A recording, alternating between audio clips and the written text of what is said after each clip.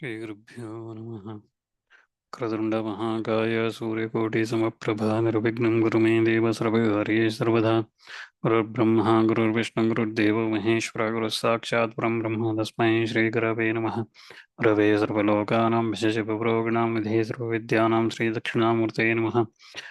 व्यासम् अष्टनप्तारं शक्तेपत्रमकल्मषं पराशरात्मनं वन्दे जगदादं तपोनिधिम्। नारायणं नमस्कृत्य नरं चैव नरोत्तमं देवीं सरस्वतीं व्यासं ततो जयमुदीरयेत्। मूकं करोति वाचालं पङ्गुं लङ्घयते गिरिं यत्कृपातमं वन्दे परमानन्दमाधवं। नारायणपरो व्यक्तादण्डमव्यक्तसमुण्डस्यान्तस्तु मे लोकाः सप्तद्वीपाशमेदिने पार्थाय प्रतिबोधितां भगवता नारायणे स्वयं व्यासेन कृतं पुराणमुनिनामध्ये महाभारतम् उद्धेतो वर्षिणीं भगवतीमष्टादशाध्यायनं बद्ध्वा मनसन्दधामि भगवद्गीते भवेद्वेषिणी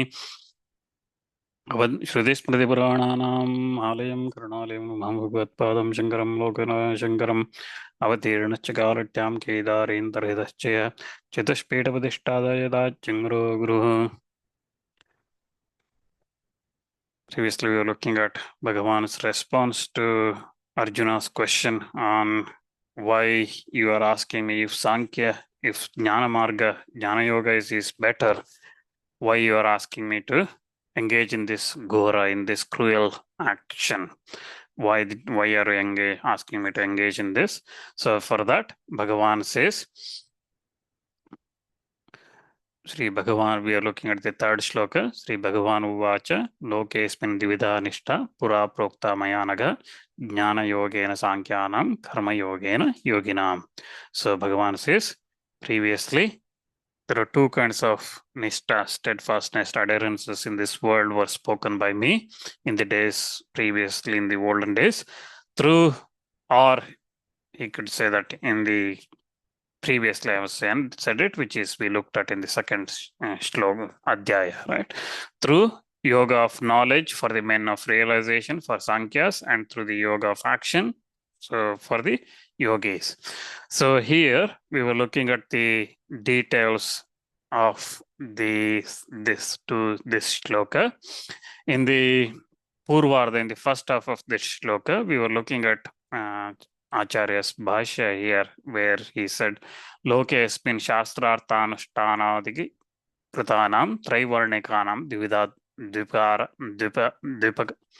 Dvida Diprakara Nishtastiti Anušteyat Tatparyam Pura Purvam Sargado Praja Srishta Tasam Abhidaya Nishresa Prapti Sadram Vedhartha Sampradayam Mavishkarvarta Prokta Maya Sarvajnana Ishvarena He Anaga Papa. So here, one couple of things to consider here. Last time we looked at the meaning of this, so but there are a couple of things to do. Bhagavad Pada here uses the word Trivarnikana. So for the three varnas, the people of three varnas, this I have told two kinds of nishta, steadfastness for to be undertaken in this world for the people of three varnas, so Brahmana, Kshatriya, and Vaishya, who are qualified following the Shastras. So here the question comes then, so if this Sankhya and Jnana Yoga, Sankhya and Karma Yoga, but if both these are Jnana Yoga and Karma Yoga, if these are said for three varnas, right? So that's what Shankaracharya says here, Trivarnikanam. So if that is said for the three varnas, what is the option for Shudras, right? So the fourth varna. So what is the option? So that's not stated here. So if Jnana Marga and Karma Marga is for the first three varnas, then what is for Shudras? So that's the question that comes. And I looked at a few other Bhashyas, commentaries that's against this shloka, but nobody touched on anything on the three varnas related here. What would the conclusion I can come here is Shankaracharya here explaining about the actions, the karmas or the actions that's taken following the scriptures, because here he says that Shastrarthanushthanadikradanam. So following the scriptures, whatever that's one is doing, that's for the three varnas, because what is said in the Vedas, the Dharma Shastras and things like that is Shudras are not allowed to perform sacrifices or the chanting of the recitation of the Vedic mantras or study and things like that, right? So that's what here Shankaracharya, those kind of things are not for Shudra. So it is for the Traivarnika, Brahmana, Kshatriya and Vaishyas alone. So this is again goes back to what's said in Smritis and Puranas and Vedas and other Smriti Puranas, right? And even Bhagavad Gita, we looked at many times what Shudra can do and cannot do, what Brahmana, Kshatriya, Vaishyas. It is the study of the Vedas is, and the rituals of Vedic rituals are for three varnas only. That's what here Acharya is saying. And as far as Shudra is concerned, so again, there is two parts here. When we look at the nishtas that Bhagavan is talking about, he talks about two things here, jnana and karma, right? So Dve nishta maya prokta, he says. So he talks about two nishtas, so two steadfastness, adherences, followings, or whatever we want to call. So that path, two paths he's talking about. But if you look at even in Bhagavad Gita and the normal world, when we talk about our Sanatana Dharma, people talk about Bhakti Yoga, we'll talk about Dhyana Yoga, we'll talk about Karma Yoga, and then Jnana Yoga, right? So there are four means to attaining moksha: Bhakti, Dhyana, Karma, Jnana, right? So, but Bhagavan here talks about only two, Karma and Jnana. He talks about Jnana for Sankyas and then Karma for Yogis. So then where is Bhakti and Dhyana fit in? So again, when Bhagavan is talking about here two nishtas, he's talking about Jnana separately and the others as for the yogis. He's covering everything under the karma here. So under everything else, Bhakti, Dhyana, all this part of the karma, because again, all that related, because all that leads to purification of mind, which then leads into Jnana. So that jnana is the one which results in renunciation, and that's where one finally leads to that attaining that jnana itself is realization, right? So that's the state, that's the difference he's talking about here. And as far as the Shudras are concerned, those bhakti marga is still open, and similarly anything non-Vedic activities that's still open for them, and following the Swadharma. For all the four varnas, following Swadharma is the fundamental thing. There is no compromise on that, because whether you do bhakti, dhyana, karma, whichever the marga you follow, following Swadharma, the duties of their varnas is the first thing. So Shudras following their duties, and then bhakti, it is the other marga that they can follow as well. But the Vedic rituals is what Acharya is here mentioning about Trivarnikana. So Bhagavan says that these two adherences, the paths were previously spoken of me, previously again, in the days from the beginning, in the beginning of this creation, when all these big creatures were being brought into created at that time itself, I have spoken of these two things. So that's what Bhagavan says. He says that Jnana Yogena, through the yoga of knowledge, through Jnana Yoga, that is for Sankyanam. And again, Sankyanam, who is that Sankyas?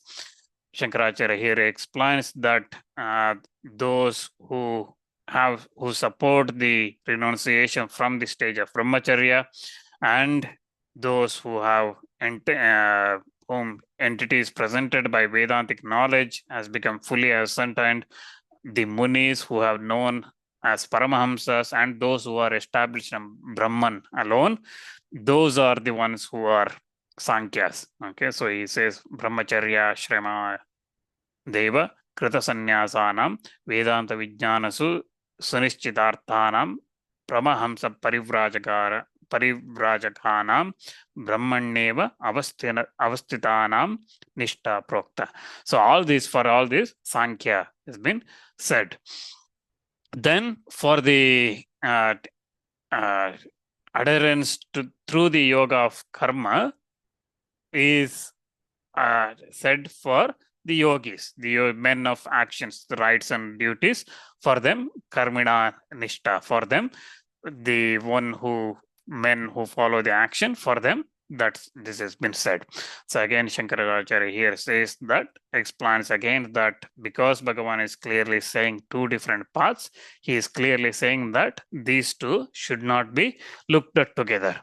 So just again, to repeat that again, so Sankhya means the right knowledge of Atma, Paramatma, that Atma Jnana.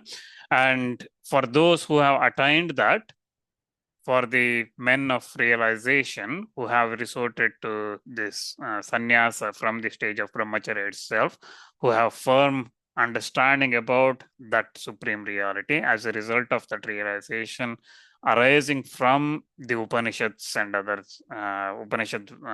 Upanishads, who have ascended to that plane of realization, who have pure mind in Jnana Yoga. So they will have, for them, this Sankhya, this Sankhya Yoga, Jnana Yoga has been said. And here Jnana itself is the yoga. It's a derivative sense that through which one becomes united with Brahman. So Jnana itself is the yoga. So through Jnana, they becomes united with Brahman.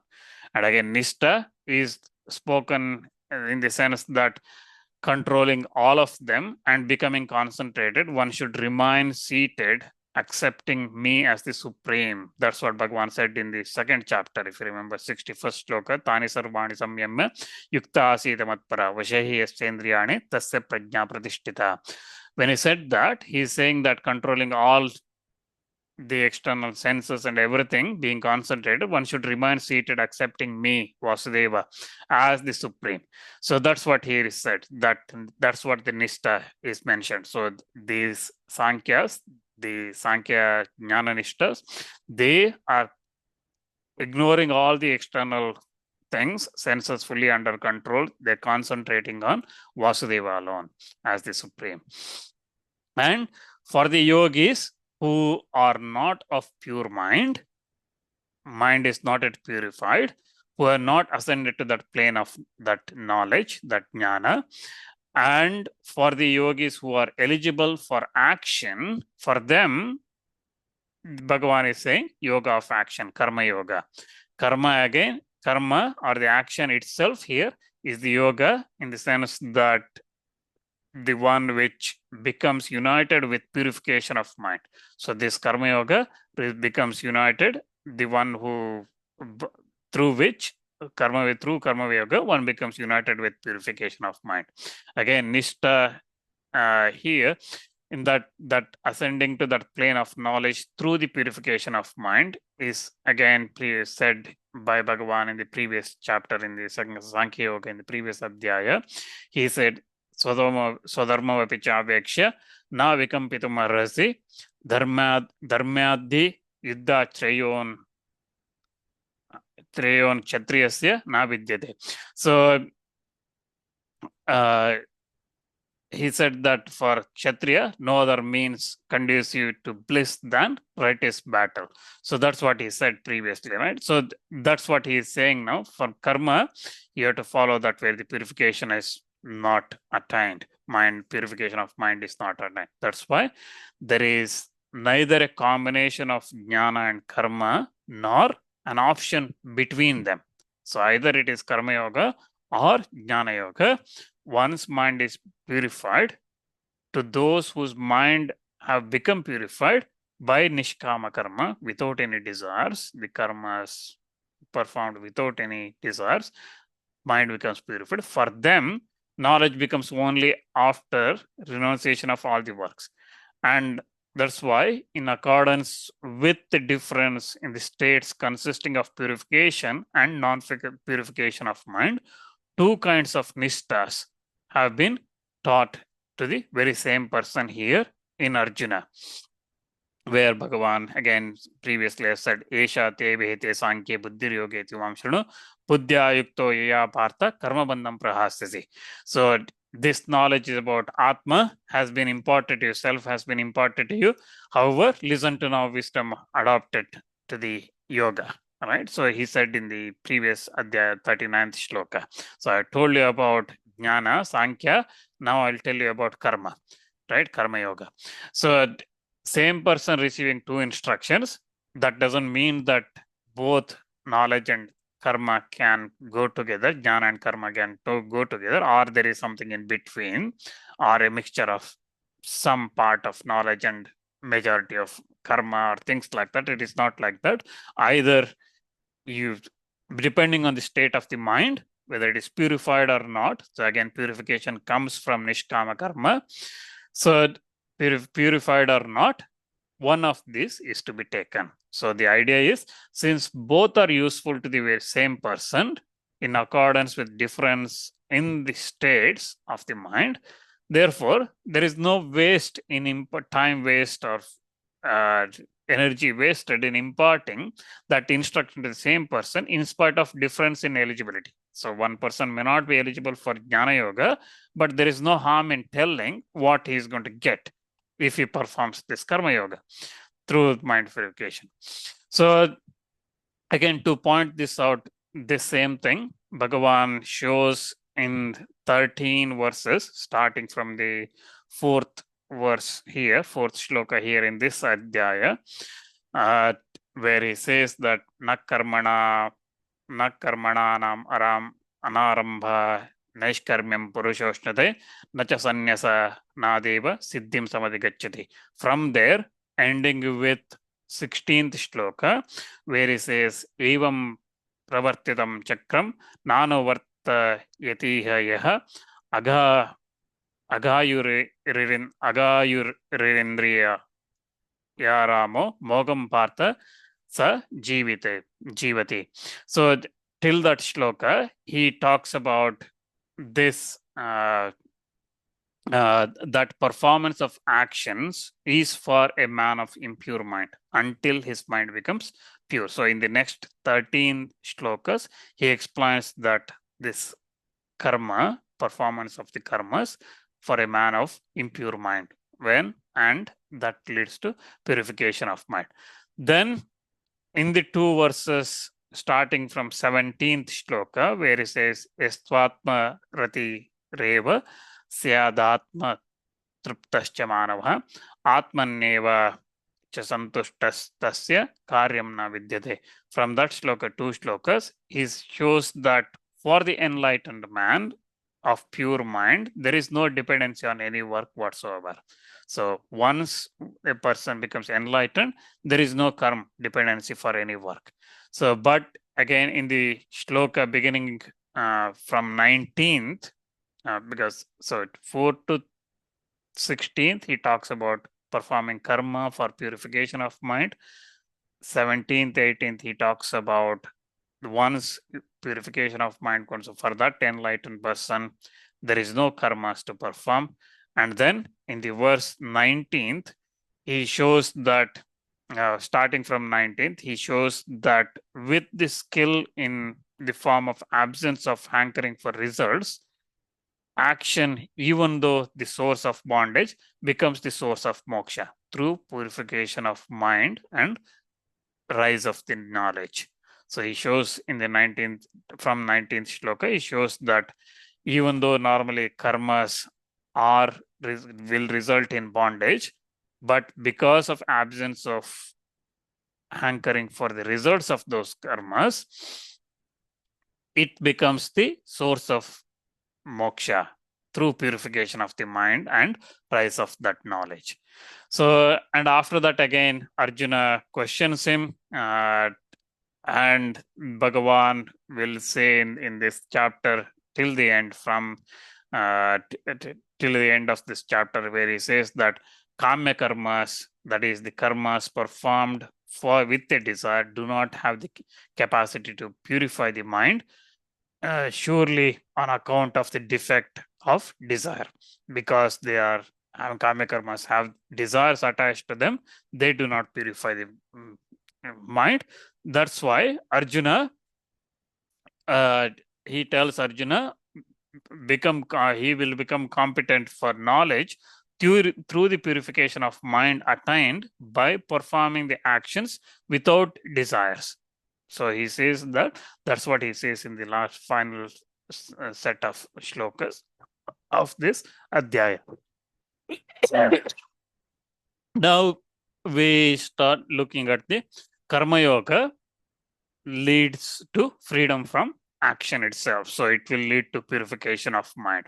So that's what we will look from now onwards. So again, through this shloka as well, what has been said by Arjuna regarding the superiority of the knowledge, where he said previously, if the knowledge is superior, why are you asking me to this Gora karma?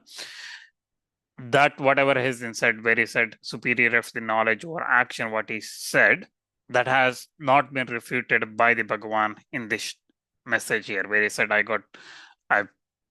said previously two nishtas, jnana and karma, right? So I said those two things, but that's not refuted by Bhagavan. And also it stands confirmed that steadfastness in jnana is suitable for being practiced by sannyasis alone. So that jnana nishta is for the sannyasis alone. So Shankaracharya here says that it is confirmed that tasyascha jnana nishtayah sannyasinam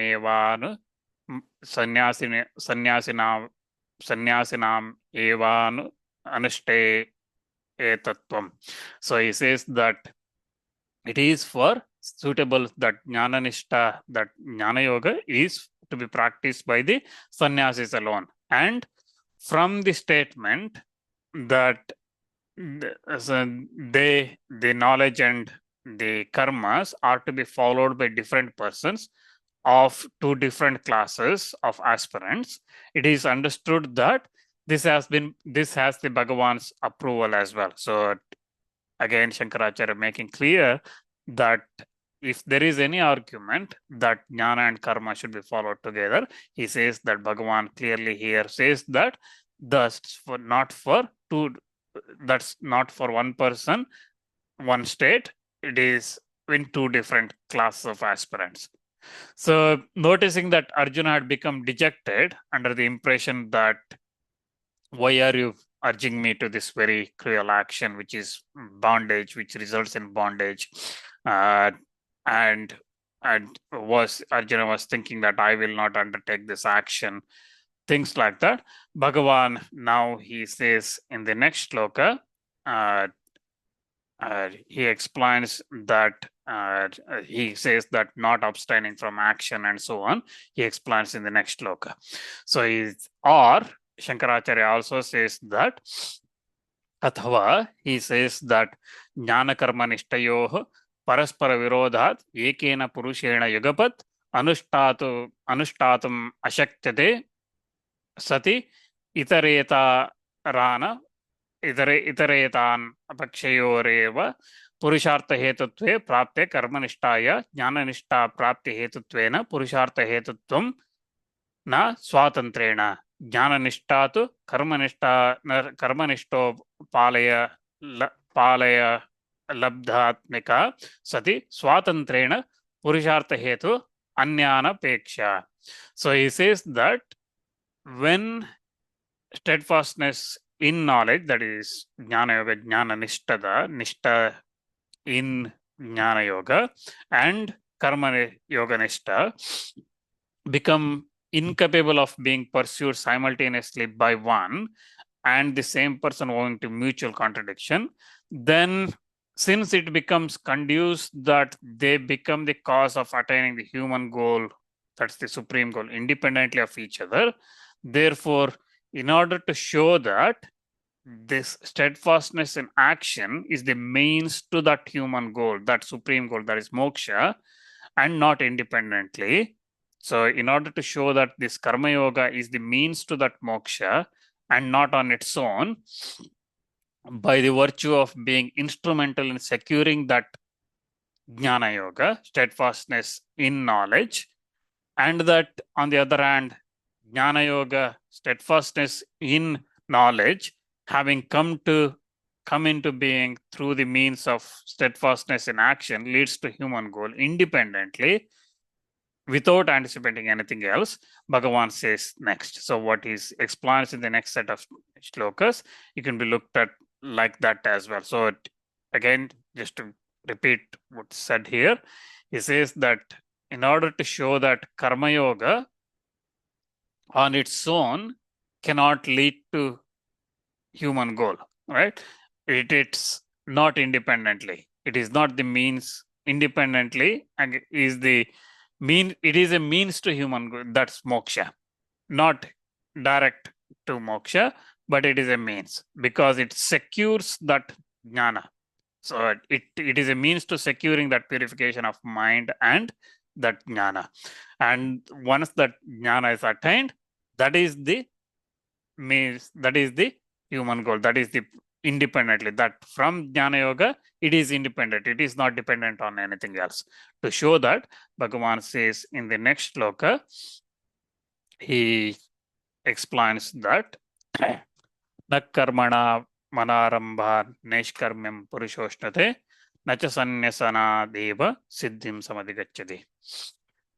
So a person does not attain freedom from action by abstaining from action, nor he does attain fulfillment merely through renunciation. So by not doing anything, one does not attain freedom, and also by simply renouncing the karmas, he does not attain anything. So let's look at pada by pada, word by word meaning. Na means not, karmanam means of actions, anarambat means by abstaining from, naishkarmyam means freedom from karmic reactions, Purusha means a person, Ashnute means attains, Na means not, Cha means end, Sanyasanat means by renunciation, Eva means only, Siddhi means perfection, Samadhigacchati means attains. So here, Shankaracharya explains this like this.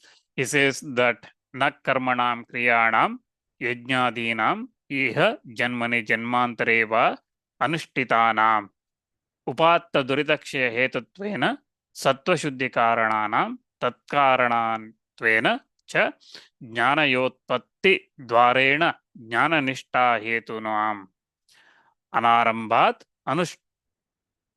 ananushthanat naishkarmyam nishkarma bhavam karma shunyatam jnana yogena nishtam nishkriyatma swarupe naiva avasthanamapi yavat purushah na ashnate na prapnoti ityartah. So he says that a person does not attain freedom from action, that is the state of being free from action, that is the steadfastness in yoga of knowledge, that is the state of abiding in one's own self, which is free from action, by abstaining from actions. So he does not attain freedom from actions simply by abstaining from actions. So by not doing anything, he can't say that I have given up all the karmas. Okay.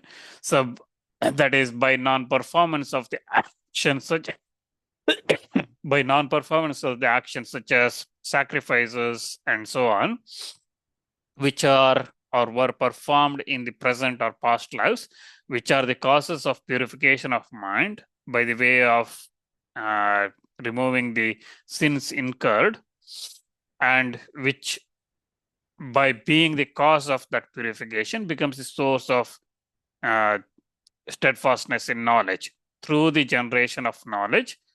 So that's what he says here. So Ihe janmani janmantareva. So from many births, whatever that one has yajna and other sacrifices one has performed, from those karmas,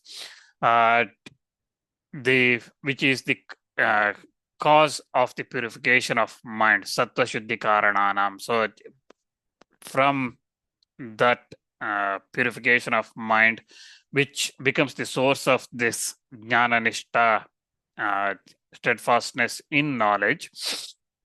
So that's what, just by simply abstaining, one will not attain those status.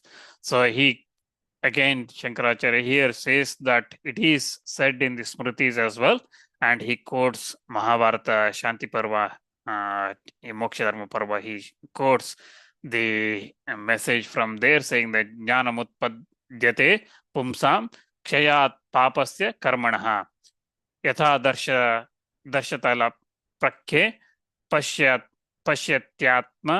pasyatyatman amatmane. So the knowledge arises in a person from renunciation, or from cleansing or removal or ending of destruction of the sinful acts. The one sees Atma in oneself, as does one sees oneself as cleansed by the surface of the mirror. So that's what the Shantapurva part of the Mahabharata says, and that's what Shankaracharya here quotes. So effectively saying that one sees that Paramatma, one leads to realization by removing all the sins. But once all the sins that accumulated has cleared, then only one attains that. So how that sins, all the impurities will go away, that will go away by purification of the mind, and that's attained through this karma yoga only. So that's what he says. And again, from the statement that one does not attain freedom from action by abstaining from the actions, it is concluded that what Shankaracharya here says, that by saying that one does not attain freedom from action simply by abstaining from it, what we can also conclude that one attains freedom from action by following the opposite course of performing the action. That is, by performing the actions, one attains freedom from actions. By not performing the actions, you cannot say that one attains freedom from it. So by doing it, you will attain the freedom. Tesharamba naishkarmya mashtade. So that's what he says. So by one attains freedom from action by performing the actions, by aramba, by starting those, by performing those, one attains this. So then the question might come, what is the reason that one does not attain freedom from action by simply abstaining from the actions? Okay, so that question, the answer is because performing the action itself is a means to freedom from the action. Karmaramba seva naishkarmopa yatvat. So by performing action itself is the means to freedom from action, because that leads to purification of the mind. There can be no attainment of an end without its means. And similarly, the karma yoga is the means to the yoga of knowledge, characterized by freedom of action, freedom from the action. So jnana yoga is the one where the actions, karmas, are not required or not, it is free from karmas. But to attain that, one has to perform the karma yoga. One has to go through the karma yoga. Karma yoga payatvam cha naishkarma lakshanasya jnana yogasya. So by means of karma yoga, and karma yoga is the means to yoga of knowledge, jnana yoga, which is characterized by that freedom from actions. because it has been so established in the Upanishad. Shankaracharya says that it has been established in the Upanishad and in the Bhagavad Gita as well, it's been said. So he quotes a couple of Upanishad vakyas here. He quotes from Brihadaranyaka, where it says, Tametam Vedanu Vachanena Brahmana Vividishanti Yajnena. So the Brahmanas seek to know that Atma, that Paramatma Tattva, through the study of Vedas, sacrifices, charity, austerity, consisting dispassionate enjoyment of sense organs and things like that. Through the Vedas, study of Vedas and sacrifices, they seek to know it.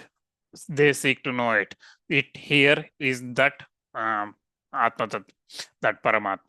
So that realization, and that's what been said in the Upanishads, and which deal with the means of realizing the goal of knowledge that we are discussing here. And again, the yoga of karma is the means to the yoga of knowledge. Karma yogasya jnana yogopayatvam pratipaditam. So that's what has been said here in this Upanishad Vakya. Similarly, even in Bhagavad Gita as well, Bhagavan says in the 5th chapter, he says, Sanyasastu mahabaho dukkhamaptum yogataha. So, oh, mighty armed one, renunciation is hard to attain without karma yoga. He says that in the 5th chapter. And then he again says in the same 5th chapter, he says, Yoginaha karma kurvante sangam takta atma shuddhaye. So by giving up the attachment, the yogis undertake the karmas for the purification of themselves. And again in the 18th chapter, Bhagavan says that yajno danam tapaschaiva pavanani manishinam. Sacrifice, charity, austerity are certainly the purifier of the manishinam, of the wise, of the human beings, of the persons. So Bhagavan here as well clearly says that this is the karma yoga, is the path is the means to jnana yoga. So that's what clearly stated here. Now the question and objection might come saying that, is it not that texts such as in the Mahabharata, it says that having promised immunity from fear to all the beings, one should resort to freedom of activity. So one should resort to freedom of activity, having promised immunity from fear to all the beings. So that's what has been said in Mahabharata in the Ashwamedha Parva. One should take recourse to freedom from action. So is it not that text like that, the statements like that we see in the Ashwamedha Parva, it is shown that the attainment of freedom from action follows even from renunciation of obligatory duties. So even one's obligatory duties, if one by giving up, one attains those kind of freedom from actions. That has been shown in the Mahabharata.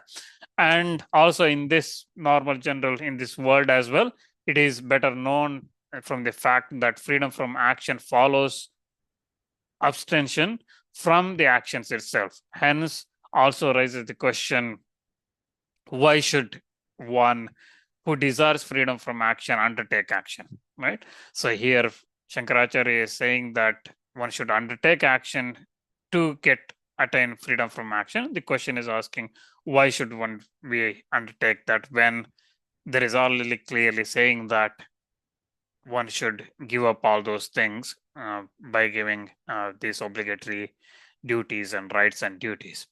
So to that, Shankaracharya explains that in this shloka, Bhagavan explains that he says that nacha samadhigacchati, nor he attains siddhim, he attains fulfillment, steadfastness in the yoga of knowledge, characterized by the freedom of action, simply through renunciation, even though the simple renunciation of action, which is devoid of knowledge. So that without knowledge, if one does the renunciation, that's not going to help. That's what Bhagavan says. We'll look at that part in detail next time.